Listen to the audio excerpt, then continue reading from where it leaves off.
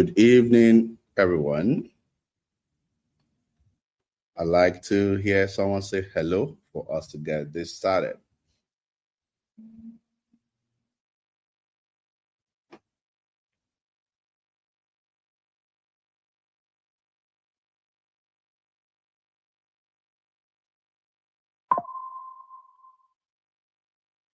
Can anybody hear me?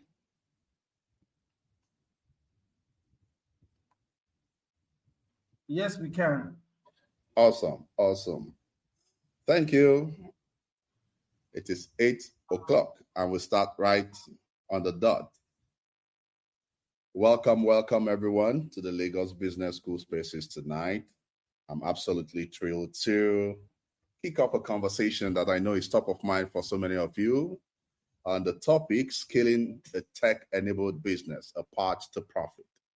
Oftentimes we're thinking about building in tech, and of course, growth is exciting, but the true success often, lies on the elusive word profitability. And tonight, we will be diving deep into the strategies, pitfalls, and breakthroughs needed to not just grow your tech business, but to scale it sustainably and profitably. Get ready to share your insights with me tonight. And of course, I'll be asking some burning questions from our very, very important and, thought leaders in this session tonight. My name is David Lanre Messan, and I'm a venture builder and an angel investor in First Founders Venture Studio. Once again, I welcome you to this session.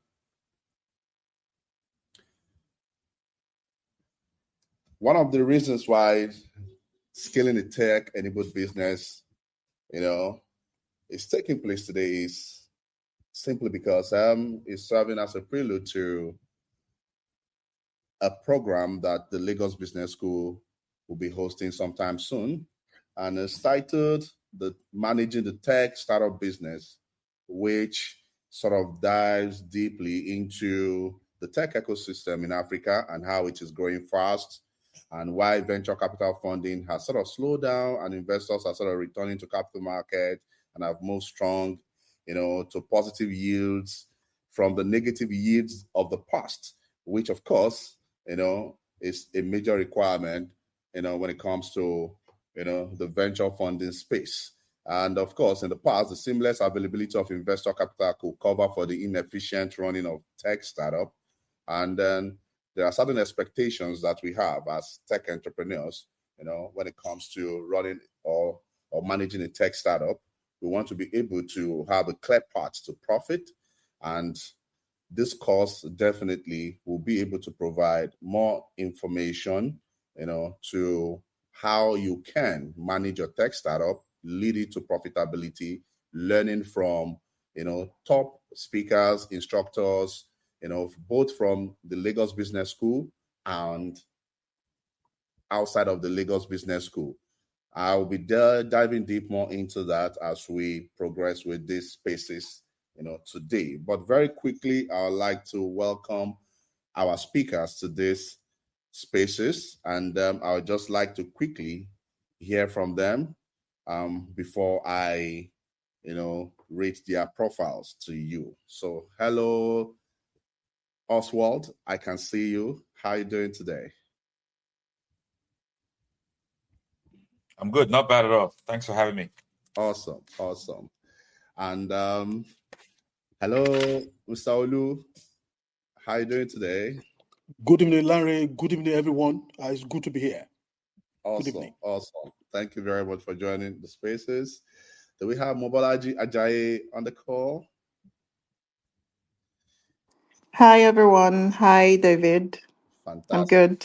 Fantastic. Thank you so much for joining this call tonight. And of course, we have Onyinye Okonji. Is she here?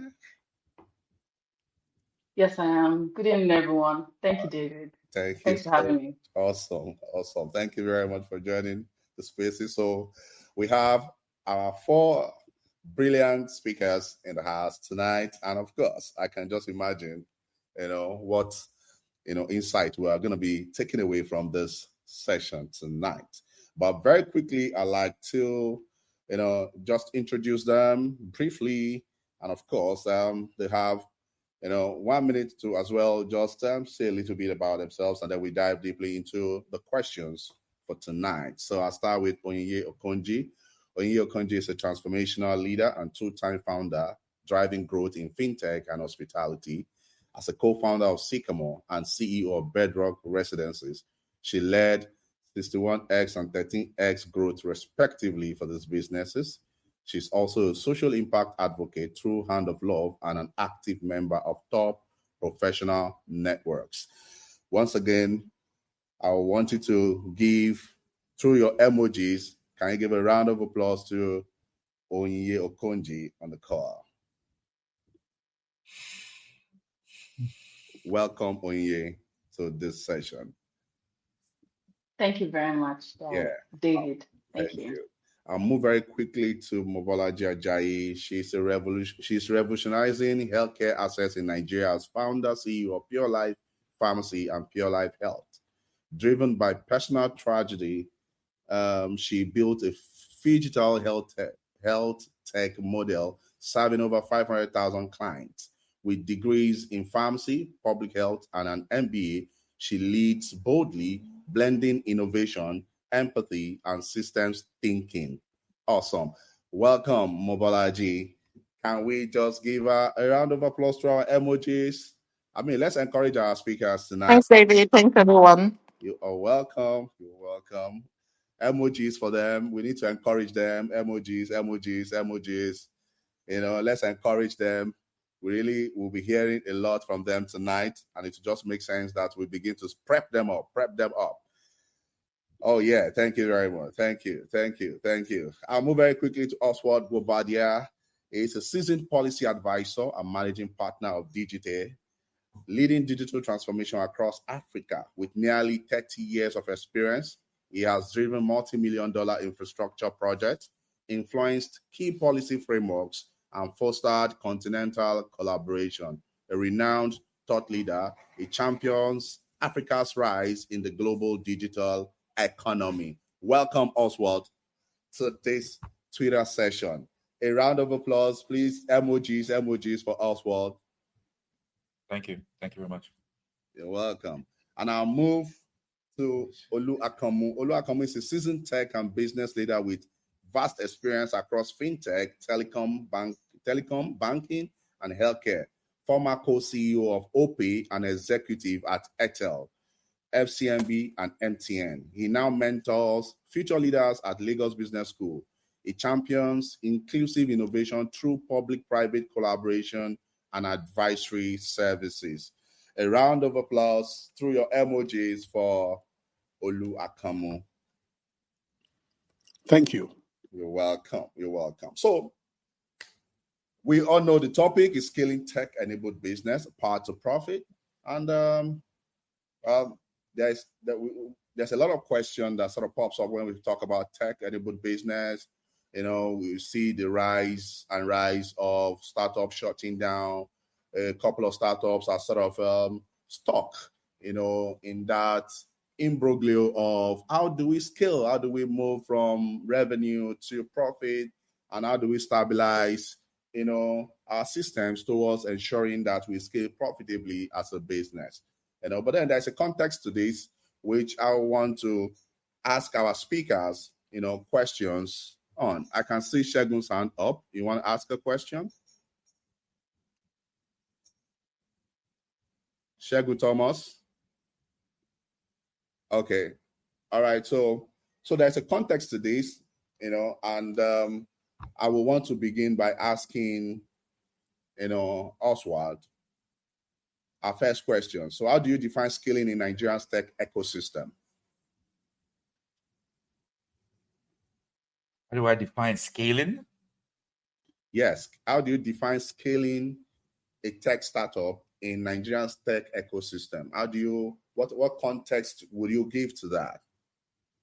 Okay, so I think scaling is a global thing, right? So if you're trying to move a business from serving a certain number of people to now growing in the way it produces or the way it disrupts the industry that is involved And I think that's what defines a startup, right? In the sense that the startup is fast scaling. So I think if you want to say in the Nigeria or African context, I think it's a bit more difficult to do based on the policy environment and maybe not the availability of funds for experimentation. Where most people, I won't say most people, I guess people don't phrase it this way as much, but a startup is really experimentation. If you read about certain startups in other parts of the world, you almost hear them not having it together till almost the end, right? So there's a particular startup I read about recently, and they already raised maybe $300-400 million. But when you read what they're talking about, you can hear that they're still experimenting. They're still trying to get it right. They're still trying to get the product to make sense before they go to IPO. And they even, put IPO as a mark where they want to get to. They already had a lot of customers already, but they were still trying to get it right. What you find in our market is that it's we say we have a very high rate of failure, but a lot of these failures that we have are only in the first iteration of the idea. First, second, third iteration, maybe has just seen the market and has a customer base, but it doesn't have the runway to evolve, which will lead to scaling, right? So maybe you are serving, a few states in Nigeria, but you have not really evolved to get that product to a place where you're serving all of Nigeria and you are now bleeding into Africa. We've had products fail that are even Pan-African, right? But they're just taking a small slice of every country to form this customer base. But they don't have the runway or the cash flow to be able to afford the experimentation that's required for them to truly scale into being a large Pan-African company. So that's why when you look at unicorns as defined by they're just a handful of them, right? So it's still under 10. Whilst you have other countries that have different kind of funding structures and policy support structures that are scaling into the 30s and 40s of startups. Sometimes, uni whatever, I don't refer to that term anymore. Within a year they have over 30. So I'll stop there for now. Thank you very much, Oswald. Giving us that perspective to what scaling is, in a global and a local context. Thank you very much. I'll move very quickly to Olu Akanmu. What would you say are the main external risks to scaling sustainably in Nigeria, following the fact that startups often, take for granted certain external risk, when it comes to scaling sustainably, in the ecosystem? So what would you say are the main external risks to scaling sustainably in Nigeria as of today? Yeah, thank you, Larry. Thank you for Oswald for that lead. I will build on what he has said. I think there are about 3 or 4 issues in terms of risk to scaling for our startups as we see it. Building on what Oswald has said about experimentation, if a startup does not have the right attractive proposition in terms of product market fit, if nobody needs your product, even from their own view, you cannot scale. So having a product that is attractive, that has the right fit in the market, is the first one. The other one is that in many instances, for example, if you look at things like ride-hailing, for example, if you are a startup, you are not the only one. You might be going into a crowded market where there are already 2 or 3 players. So it's not just enough to have a product market fit. The customers on the other platforms will be asking, why must I leave where I am to come to you, to come to what you are offering? So unless you are differentiated in what you are offering, if there are 1 or 2 other players in your category, it's unlikely that you are going to scale. That issue of being different is not something we talk about. We only talk about product market fit. But we don't talk about being different, being something different even within your category.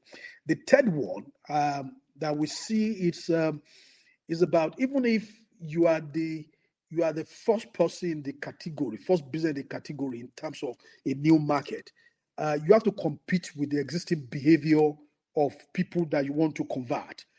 So, for example, like in payments, if you want to do cash, if you want people to switch from cash, they are going to ask Why, if you have onto your platform, is my life going to be better off on your payment platform if I drop my cash? If not, the MSME, for example, will not come on your platform. The other one, which is unrelated, is the pressure that we see today in terms of if you have large FX costs in your business, we can drive up how you price your product. It can push your pricing beyond what I will call the affordability threshold. In a poor country, if your products are not affordable, you are not likely to scale. So those are the kind of four things which are potential external risk to scaling sustainably as we have seen it in the last period. Thank you. Awesome. Thank you very much. I mean, emojis. If our speakers are making sense to you, give them great emojis. And of course, the Lagos Business School is offering a full-fledged course, on managing tech business. And I'm sure if you check the Twitter handle of Lagos Business School Nigeria, you're possibly going to be seeing the link to that course that gives more information about the course and why it is important for you as a tech entrepreneur to do, this course, to enroll for this course. So you might want to check some more details on the platform. And we will want to continue with more questions, and I want to go to Onyinye Okonji. So how do you drive growth while keeping acquisition cost and unit economics in check? I think this question is very great because if we had all the resources that we needed for everything, then we wouldn't have to be checking the unit economics, and so be a thing that people check on, like pitch checks and things like that. But I'll give you a practical example of Sycamore, right? One of the things that we did very well early on was to ensure that we focused heavily on organic growth.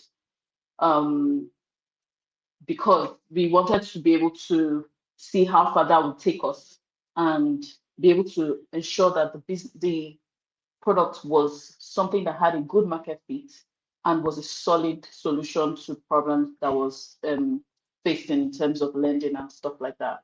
We had a lot of referrals and community engagement for the longest time. That's what we floated on.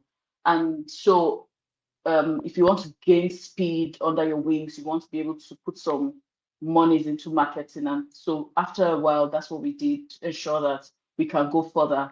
But our earliest users were word of mouth marketers, people that had used our products, and it came from the efficiency, that confidence to talk about it came from the efficiency of the solution.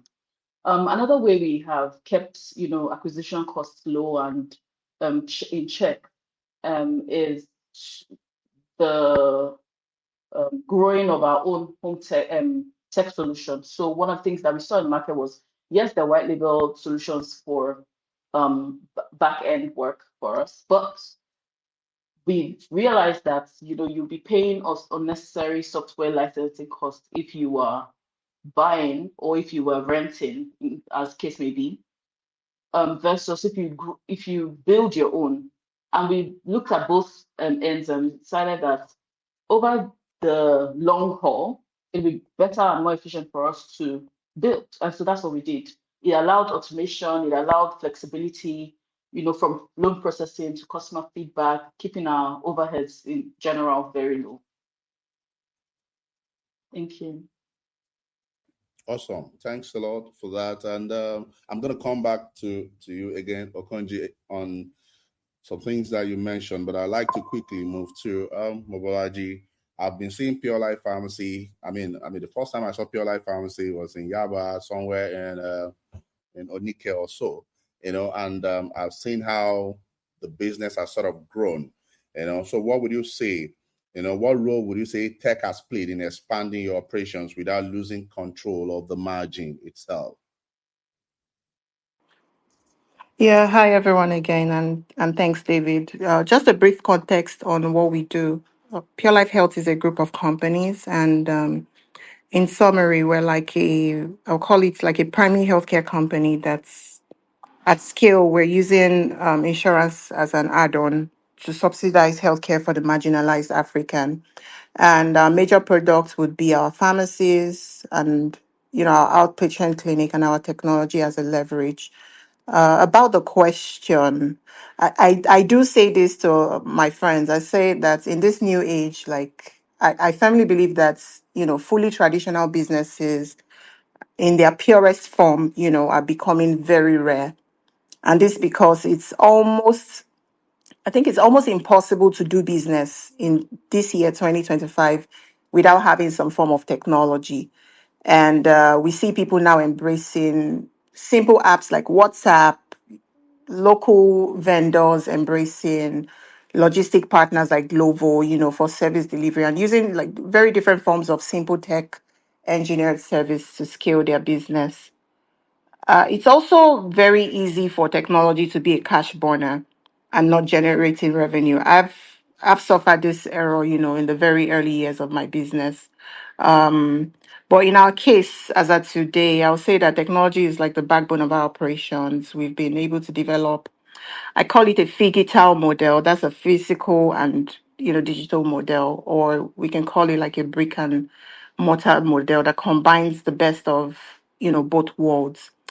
And giving direct examples, we're using systems like EMR records, ERPs, to ensure seamless patient data management.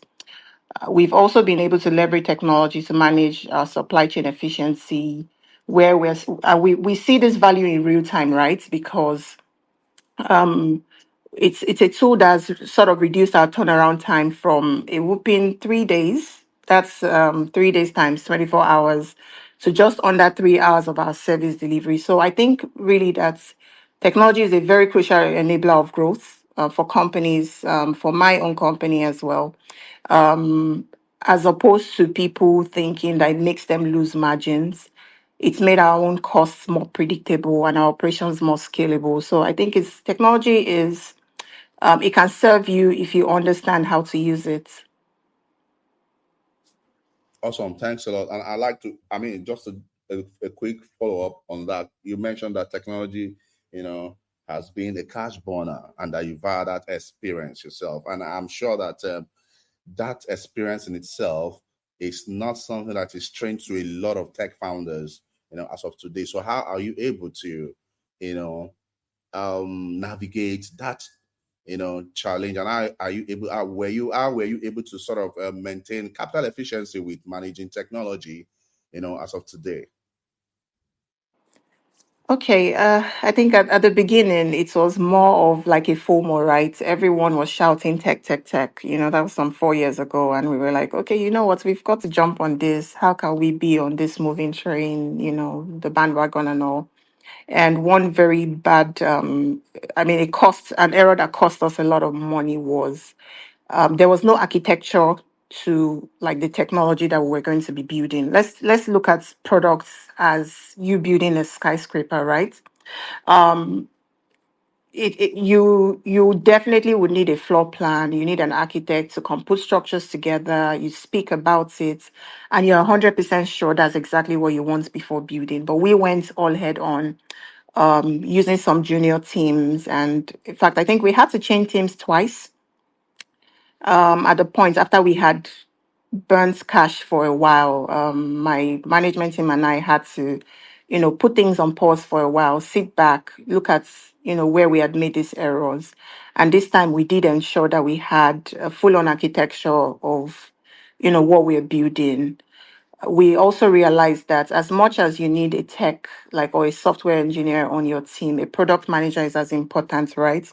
And this is not me speaking ill of any technology person. I think that they are just too focused on building and coding to be actual leaders. So it was important for us to get a product manager on the team to put everyone in perspective, and also just putting a cap on whatever cash you'll be expending and ensuring that over time you're able to build based off on the, like, we ensure that we worked with milestones, and we didn't go outside the cap of the budgets, that we put aside for technology.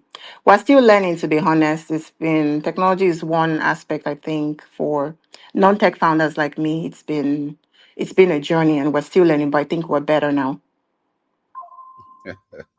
I can imagine the part of non-tech founder and the Yeah. experience. All right, great. So, thank you very much, Mobolaji, for giving us more insight into that experience. I appreciate that.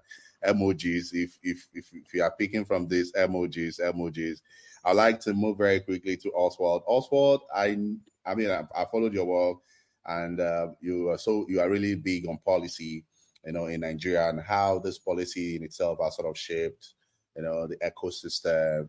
There's been a lot of adoption of your work here and there.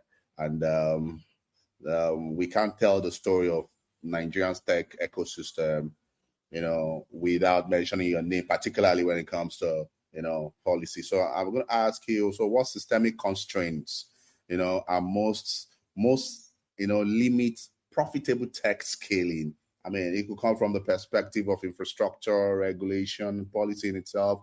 Can you dive deep into helping a regular founder understand, the impact or the constraints that could limit, them from running a profitable, tech business? Okay, thank you very much. Thanks for the compliment. Now I'll start with this, and I tell this to founders every time I meet them, and the statement really goes somewhat like this: it's important that you know the policy regulations that guides the business you intend to be in. So if you are going into education or tech education, it's important that you understand the policies and regulations from the different ministries and agencies that guide education, and also that guides the digital space.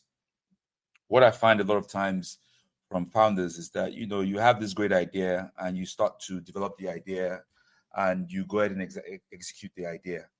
And, in executing that idea, you may start to see some progress, but at some point you're going to hit,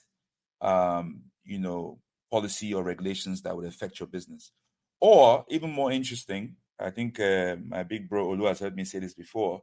It may be that a new regulation may be developed just for you, right?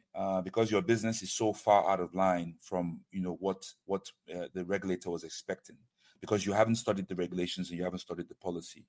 What I tend to tell founders also is that, I tell founders and government people as well, is that, the disruption that startups do, and we encourage, right? So venture people, investors, general spectators, we want more startups, right? We want more startups to happen on the continent, and we want them to disrupt existing processes and improve our lives and improve, the economic basis of how things are delivered, how health is delivered, how education is delivered. We want them to do that. But what you must understand is that disruption is not understood by the policymakers, right? The policymakers see displacement. When you disrupt, they see displacement, means something has changed. And when something changes to a policymaker, the only tools they have in their toolkit is to form regulations to help guide or stop. So this is why you see certain things lead to a ban, lead to some kind of policy or regulation that seems, I hate the idea friendly, that seems unfriendly to the business you're trying to do. So from that starting point, it's important that when you're going into any new venture, you also take in consideration, your coding, or if you're a non-tech founder, pulling that team together to code for you, you're also looking at what policies and regulations exist and what is the temperature of the regulator in that area. You don't necessarily have to approach them, but you have to start understanding it so it's built into your business model. Then another thing that's important to understand, and this what happens to a lot of investors. I say this to investors a lot. The idea that our young founders have, and old founders have, is a seed. Now that seed is going to yield fruit the question now becomes how much fruit, and that seed is what we want to nurture, right? The water essentially is the investment, right? The water is going to be poured on that seed to help it yield fruits. And if people tell you about investment, some kind of formula, how much water you put on the seed is going to give you X amount of, outcome. If you invest 10 million, as an investor, you are expecting that it's going to be 10 million times what? Some people say 10x, which is fantastic. You're able to get 10x. But what we tend to ignore is the land, right? The environment. The environment is the policy environment, right? That's where the seed gets planted into. So if we don't pay attention to the environment where we are planting that seed, doesn't matter how much water you're going to plant into it, it's not going to get the ultimate yield that you want to get. Essentially what happens, and you hear this from investors all the time, you thought the idea was great. The idea sounded brilliant. It made sense. There was a market for it. You can see the markets. Obviously, my idea is to package water. Those people, they are thirsty. If I take this water to them, they're going to buy it, they're going to drink. But how come I'm only getting 2x? The reason why I'm getting 2x instead of 10x or 15x is because of the policy environment. And I think both the founder and the investor don't pay enough attention to the policy environment. And this is part of the reason why is the area I've started focusing my time in. So I'll stop there for now. Wow. That's deep, man. Emojis. That's powerful. Thank you so much, Oswald, for that. So I'll move to Olu. From experimentation to product market fit, to differentiation to affordability, and on and on. What would you say are the key signs a business is ready? What are the considerable signs a business must consider to say, oh, we are ready to shift from growth to profitability? Yeah, thank you, Larry. And my short comment will be, essentially the way you framed it. I like the way you framed it. When a business has sorted out its product market fit, now it is growing. And just sharing experience from fintech to telecoms and banking. One thing that you can see when a business is shifting from growth to profitability is that you can see very clearly and significantly that the revenue of the business is growing significantly faster than its cost. The way I like to illustrate is that if you put it on a graph, your revenue lines are significantly below your cost, and you could see if you project it, at what point, given your trajectory of revenues and maybe a couple of new initiatives you could do, when are you going to cross your cost line? And consistently, if you are consistent from that point onwards, you are a very profitable business. It applies both to tech, to banking, or to a new initiative in telecoms, that kind of a model. But something else which I think I should mention is about this issue of moving from growth to profitability is you will see a business that has a monthly recurring revenue from a base of customers that is as acquired that are sticky. You have sticky revenues that are predictable. So what this means is that if you are running a leaking bucket business in which your customers are not loyal, it's unlikely that you are going to hit profitability from your growth. It will be like like walking on a treadmill.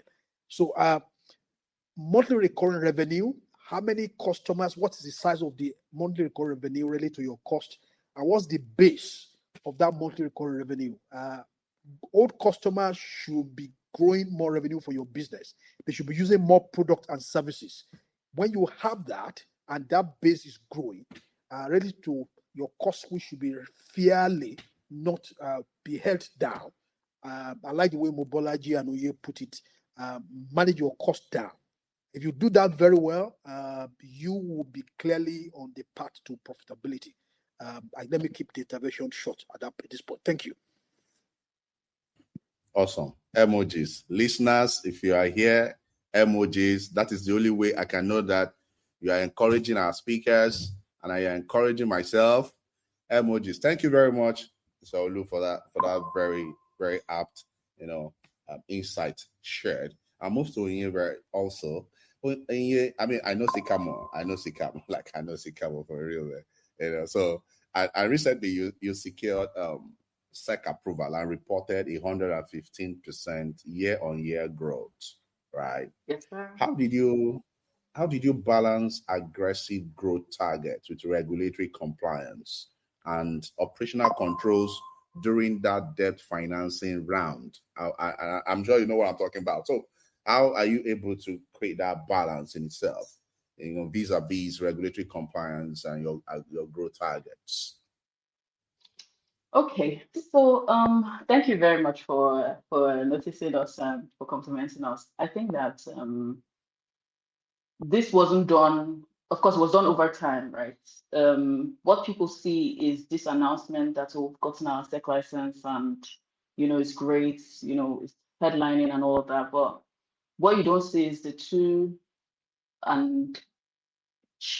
years and change that was, put into, advocating for ourselves, into ensuring that we're meeting the right people, talking to the right people, doing the things that they have said do to ensure that you're SEC compliant, right? You'd have to, of course, form a new company, set up departments that have sponsored individuals within them that are active and valid on their SEC platform. So these are some of the things that you're doing behind the scenes before SEC comes on board and it's like, oh yeah, you're SEC approved now. So what are some of the things that we did in terms of ensuring that we're on the regulatory good side?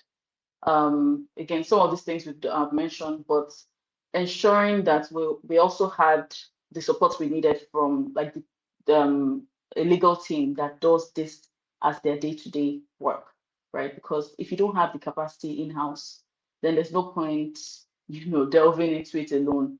You have to follow who know road, like as in popular parlance, right? So we employed a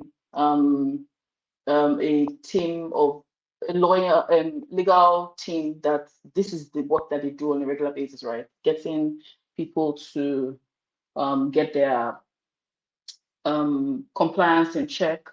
Some of my team members had to also ensure that they went through the process of becoming sponsored individuals to ensure that we're on the right side of the law, so that we didn't have to all go to the market to look for sponsored individuals who would obviously be quite pricey. And for a business that hasn't done anything in the market to create revenue, you want to be able to keep your structure as lean as possible while trying to get regulatory approval. So these were some of the things that we did behind the scenes to ensure that we're on the right side of the law. Thank you very much. So just to write on that, what would you say are top key lessons from this that you think founders who want to seek SEC license can take from it? See, a lot of patience. I think that there's no two companies that would have the exact same experience, right? Our experience was vastly different from other people that this same legal team has helped in the past, right? And I'm not saying that 2 years is the standard. It's not. We were caught in between a political regime change, right? So that boards were erased and set up again in between this whole time. So there's a clarion call for patience, because whatever happens in between your requesting for this license and it coming out, you can't help it. It's outside of your control, right? There is also you having ensuring that you have the patient capital too. You must be patient, your capital must be patient. If you have like for instance, when we put in the funds that were requested of us for this approval, if that was the only money with us, then we would have packed up Sycamore at that time, because there was nothing to fall back onto, right? But this is not the case. We had patient capital. We as ourselves were doing other things to ensure that okay, in the market, we're visible, right? You can see that this is a proper financial company. We're actually doing what we said we'll be doing, which is helping SMEs to get the funding that they need to push their businesses forward, right? So we're doing all of that. We just went ahead with our business. What else can I pick out of our experience? Getting the right people. Oh, that is so important. I think that interestingly, we got some of the people that we needed, and we had to get like those guys that sit on the bench. I don't know what they're called in football. I'm trying to make a football reference here, but you know those guys that sit on the bench too. We got those guys Yeah. too. And Mhm. unfortunately, one of the people that we got on the team actually died. And so that became a lesson for us to always work in deputies into our own processes, because you'll be banking on certain things to happen, the way you've projected it, you've forecasted in such and such time, you will get this and you do that and you start to make money and returns and all of that. It doesn't happen like that all the time, right? So your plan A has to have a plan B and a plan C to just ensure that you're not losing your mind as a founder, and that when it eventually pulls through, you have a business to run. Awesome.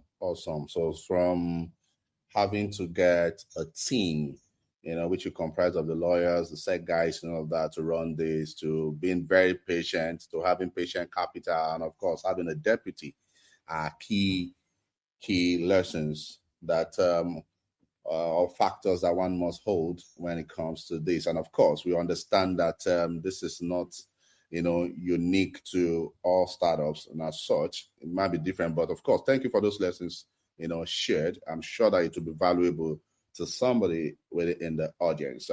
And we are going to move to leadership and people strategy. You cannot scale a tech-enabled business without leadership, without people strategy. And I'm sure that for Mobolaji, for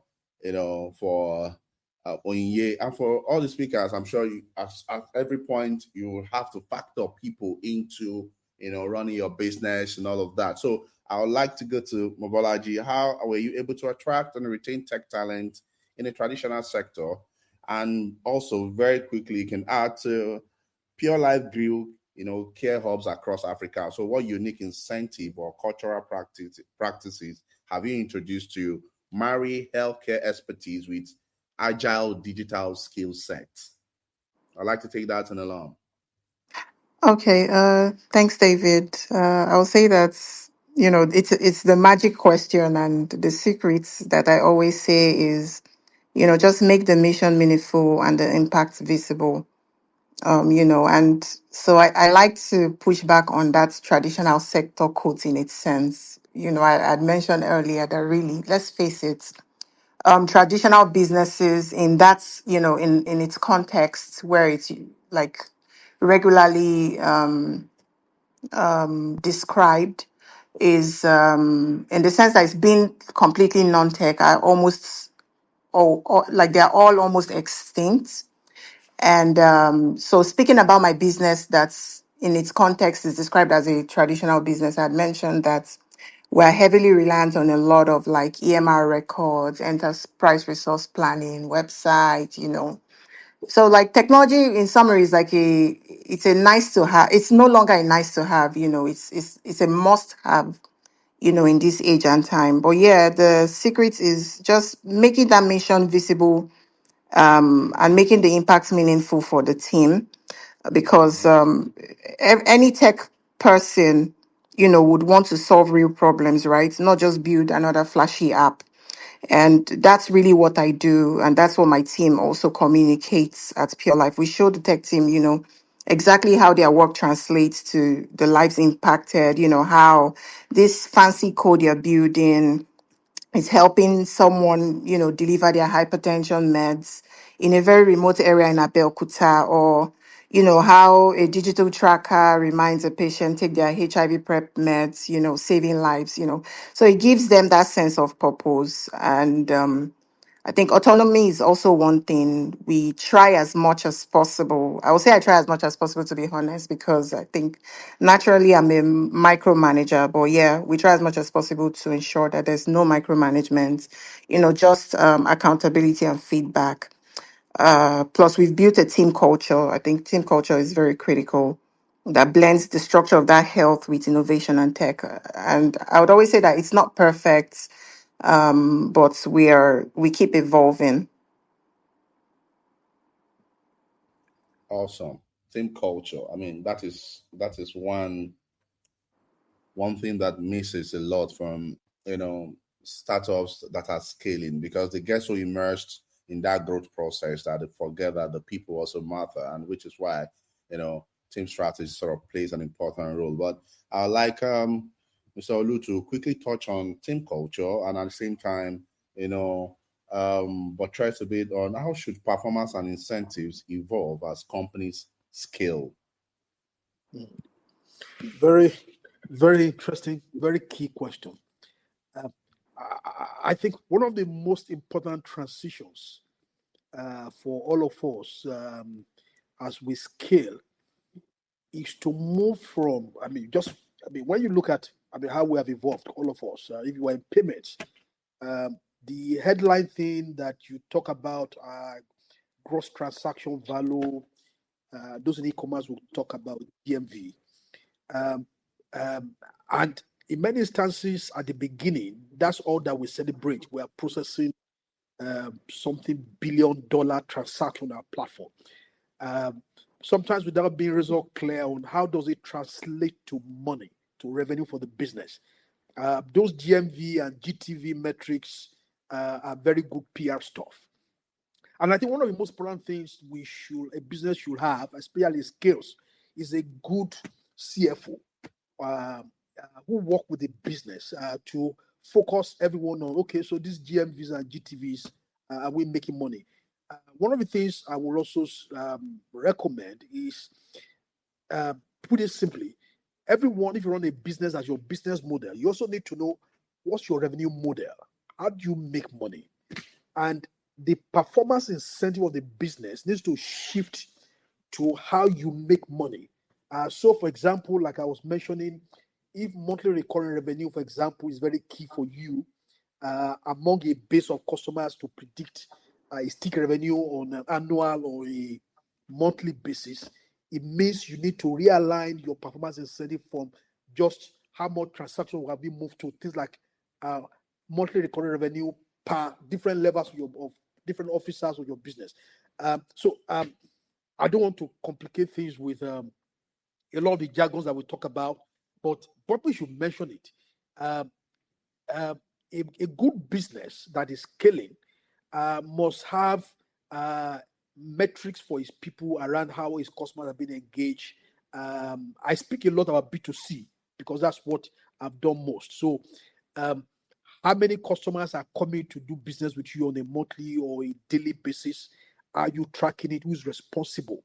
There must be clear accountability for those metrics in your business. So essentially, work with your CFO very clearly. What's the revenue and profitability model of our business? And build your performance incentives around those revenue and profitability model. And as you go along, things will just get better and better because everybody is very clear on a monthly basis whether we are making money or not in the business. Thank you. Awesome. Thank you very much. Just to quickly touch on your time at OPay. So from your time leading OPay Nigeria to advising startups at LBS, what compensation model would you say best aligns with long-term value creation for fintech teams? The first thing is a business must first have scale to be profitable. To even be profitable, because without it, it's not. It's not. So the first top line in terms of measuring performance is the base of customers that you have in the business and the level of engagement in terms of daily active users or monthly active users. I will track it. Each product manager, if it's a sales team that is driving things like merchant business, my POSs on the field, how many agents are using it? Are they using it on a daily basis? Those tracking must be built into the performance incentives of both the sales team and the product managers at the back end. So that's why I described understanding how you make money and working backwards in terms of the operational metrics around either your platform, your POS machines, your products aligned with those things. So those are the kind of things that at OPE, for example, at the very early beginning, the first joy was about GTV. But very quickly we moved from GTV to beginning to measure our take rate, our DAU and our MAU, and tracking it down by the sales team, by the product manager in terms of driving what we did. Because without that, we would never be able to know whether we are working for someone else or whether we're just working for NIPS and not working we're working for our shareholders. Thank you. Thank you very much. I mean, this is Lagos Business School, in Stanford, MIT, and INSEAD, style, and which is why managing the tech startup business is a wonderful course. And something interesting about this is the fact that we haven't seen any institution design a tech course for startup founders. And I think Lagos Business School has taken that pain to design this course, managing the tech startup business, for founders to get to learn all of the insights shared by the founders in here are real life experiences. I mean, these are highly experienced people. And imagine now sitting in class to learn more about this through the managing the tech startup business course, with Lagos Business School. So I will say that visit the Lagos Business School page to see the link to get more information on their website, and consequently, you should enroll for this, course. So thank you very much. I'd like to move into, enabling structures for scaling a tech-enabled business, really, because the reality is that beyond people experimentation, people strategy, team, and all of that, we have to be able to build the right sort of structures that allow our businesses, tech businesses, to scale. And I want to ask Oswald very quickly. So what role would you say government or academia and industry should play in supporting scale stage tech businesses? And just to touch on that, what models of collaboration could better support scalable innovation? Okay, that's an excellent question. So the ecosystem has different players. I think when you speak to a founder, I mean, I was a founder. If you ask me who makes up the ecosystem, I'll point to myself. So the very first step is understanding that the ecosystem goes beyond the innovator, beyond the founder, and government is a key part in the ecosystem. But also in that ecosystem, there are other players like lawyers, ESOs, and academia. Now, academia plays a big role because not only they guide the thinking and the thoughts, they also help in the production of additional resources to help support your business. So if academia is not designed to support startups in the sense of the different courses that will help a founder understand the market and continue to grow on the growth path of a founder of a company as they scale, then the founders will always be at a deficit, right? And if there are no additional resources and people that can come in to partner in that business that are being developed by the academia, somebody to come do research, somebody to come do CFO, the founder will always be a deficit. So that's what the academia has to play. And ultimately, we pray and hope that the innovation that happens in the private sector will partner with innovation and research that happens in academia to give us a stronger research platform where we're not churning out great ideas. I mean, globally, when you think of areas where ideas are developed and commercialized, is usually in the university area, and I think that's why we naturally have it's going to start happening around the LBS campus, and you already see it's already happening in Yaba. Government is ultimately, like I said, the policymakers, the environment is controlled by government. The policies and the regulations guide the playing field. They set the tone of what is going to happen, what can't happen. And it's important that private sector players and public sector players are partnered to understand what the commonality of whys are. Why are we setting up this business? What does this business mean? And not operating in silos or are not exactly in the same space. I think when you allow government to create policies on their own, not only do they create those policies on their own, and potentially those policies do not work for the direction of the business, they may end up becoming competitors to the private sector. So you will find, and this happens if you look around, you will see that the regulator, the policymaker, has not only created policies to guide the environment, but he's also created entities that will compete with the private sector from the same market, which shouldn't be. So that really happens in the absence of the engagement between private sector and public sector to be able to create the marketplace in which these ideas will flourish and grow. So it's important that everybody understands the role to play.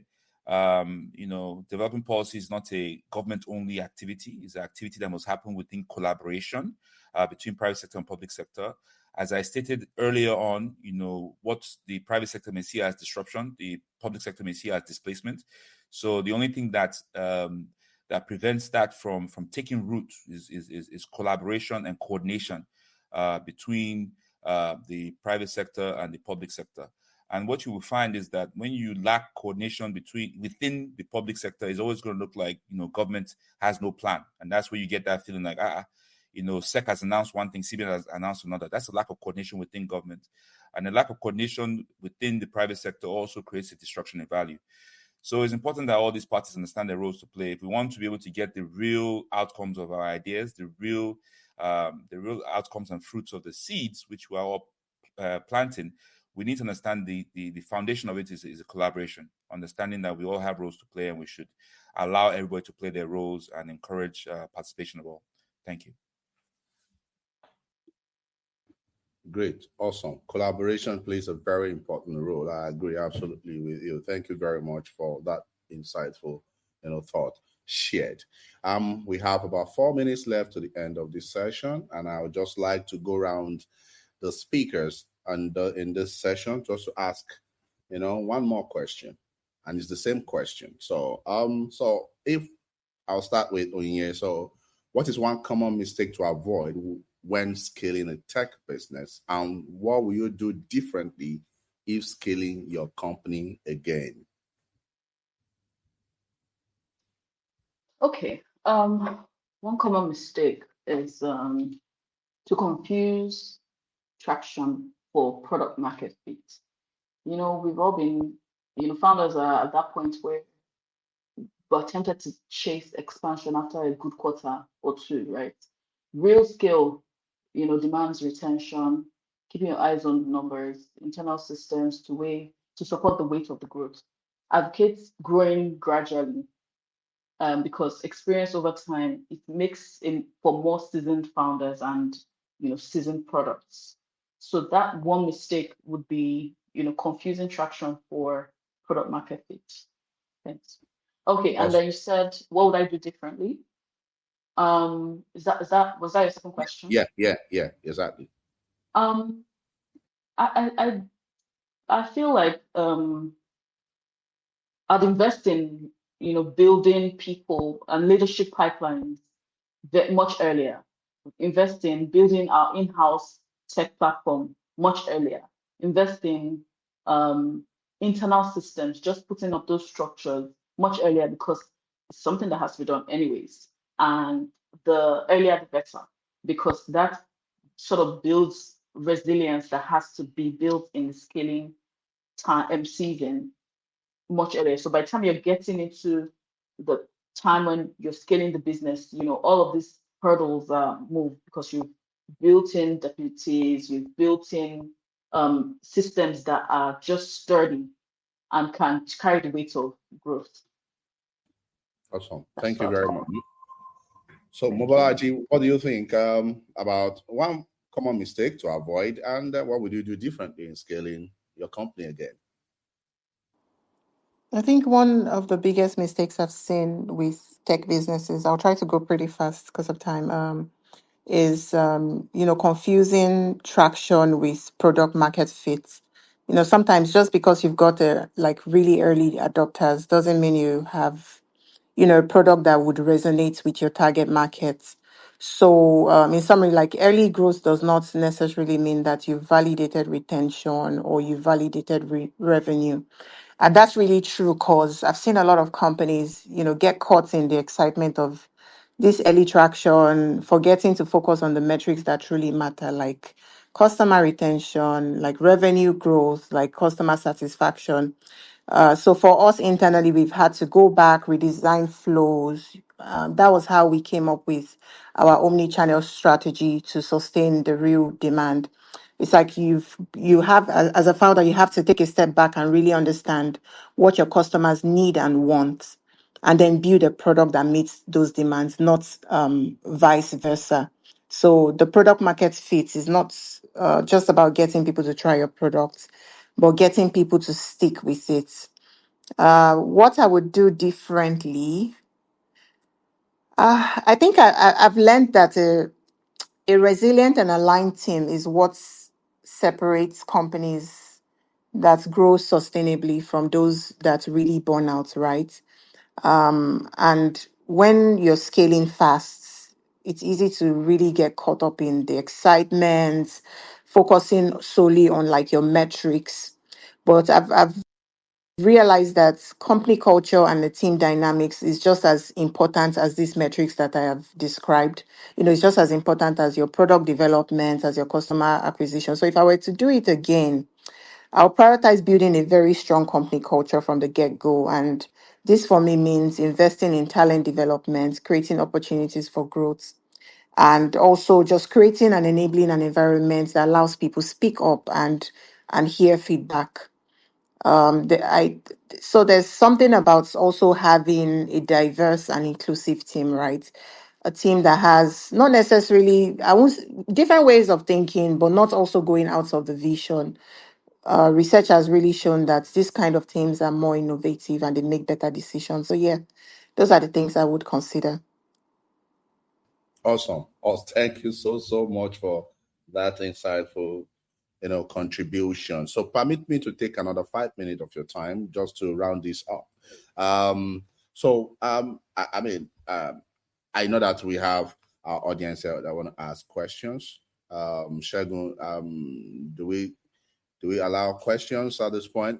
We'll take like 2 questions if you have questions, so that we can, if you have questions for any of the speakers, ask questions, just 2, and then we can round this up very quickly. All right, Larry, please. Can we take Dr. Austin? You said what? Dr. Austin. Dr. Austin. I said, can we take Dr. Austin is on the call, please? Dr. Austin is the CEO of Lilly Hospital Group based in Warri. Please, can you speak up? Okay. Thank you. Dr. Austin, go ahead, please.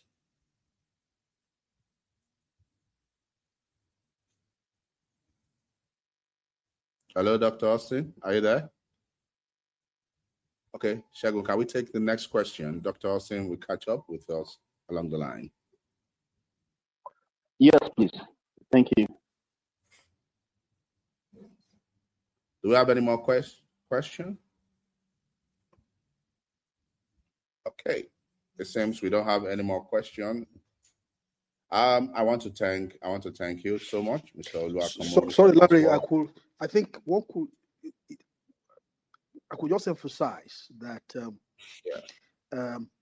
just looking back, bringing financial discipline early into the startup business is very important. It's not something we pay attention to, especially for the early generation startups that raised a lot of money. It was just about, I think I like the way Mobolaji Ajayi put it, traction, growth. And when the engineering internal revenue model, the profit model of the business is distorted at foundation, because the financial discipline was not in it ab initio, it's very difficult to fix. A whole lot of the projections will be expectations that are outside you that may not be within your control. So that would be something which I should just leave on the table. Bring financial discipline early into the business, even when you're not profitable, but you should still be able to see, okay, I can see a path ahead in terms of operational excellence and financial discipline and profitability. Thank you. Awesome. Thank you so much for that. That is actually the crux, of any startup that wants to survive for a long time. I would like to pass it to Mr. Oswald, if you have your parting words for today. So I think I've said a lot of it already. I think it's key that we all understand the environment that we are trying to do business in, government policy. One thing that occurred to me one time when I was talking to young entrepreneurs, I say policymakers also go to university with you. So it's quite possible that the policymaker is a classmate of yours, or is a classmate, or somebody in the policy office is a classmate of one of your staff. But I don't think we even consider it that way. We just kind of draw a line and think that they are, those people are other kinds of people. But they're in university as well. So it's very quite possible that the DG or somebody there is your classmate, the director is your classmate, and somebody on your team is probably classmates with somebody on that team. The young people in policy offices are the ones that actually draft the documents that may destroy your business.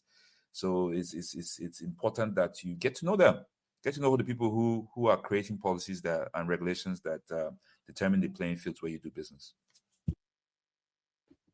Awesome. Thank you so much. And I'm very excited about this session, but I like to say that Lagos Business School has a program that helps you to dive deep into how you can scale your startup. The course is Managing the Tech Startup Business. You can get more information via the Twitter handle of Lagos Business School.